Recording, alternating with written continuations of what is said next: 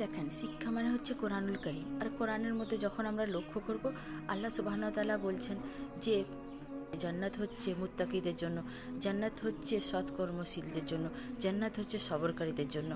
আর জাহান্নাম বলা হচ্ছে, জাহান্নাম হচ্ছে দাম্ভিকদের জন্য, জাহান্নাম হচ্ছে অহংকারীদের জন্য, জাহান্নাম হচ্ছে অবাধ্যদের জন্য, জাহান্নাম হচ্ছে নাফরমানদের জন্য।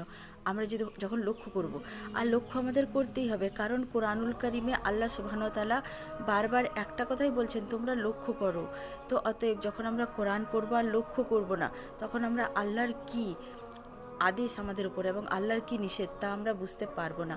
আর আমরা এসেছি আল্লাহর আদেশ পালন করতে। আল্লাহ তাআলা বলছেন, দেখো সৃষ্টি যার, হুকুম চলবে তারই।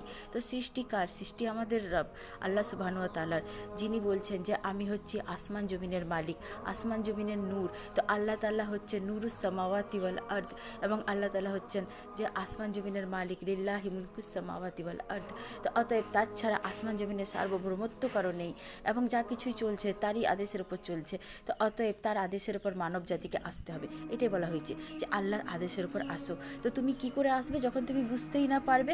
তো এই বোঝার জন্য আল্লাহ তাআলা বলছেন যে তুমি লক্ষ্য করো কোরআনের আয়াতসমূহ, যখন তুমি পড়ো তখন তুমি দেখো তোমার রব তোমাকে কিছু আদেশ করছেন অথবা তোমাকে নিষেধ করছেন। তো যখন তুমি আদেশ পাও তখন তুমি সেটি করতে উদ্যত হও, আর তুমি সম্পূর্ণরূপে মনস্থির করো আমি এটা করব।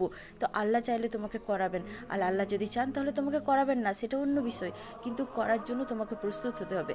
আর আল্লাহ সুবহানাহু ওয়া তাআলা যখন বলেন যে তুমি এটা করো না, তখন আমাদেরকে মনস্থির করতে হবে যে আমরা এটা আর করবো না। আর আল্লাহর কাছে সাহায্য চাইতে হবে যে আল্লাহ এটা থেকে আপনি আমাকে বিরত রাখুন, কারণ আমি আপনার নিষেধাজ্ঞা পাচ্ছি। তো এইভাবে যখন আমরা চলবো, ইনশাআল্লাহ কোরআন আমাদের জন্য হিদায়াত হবে।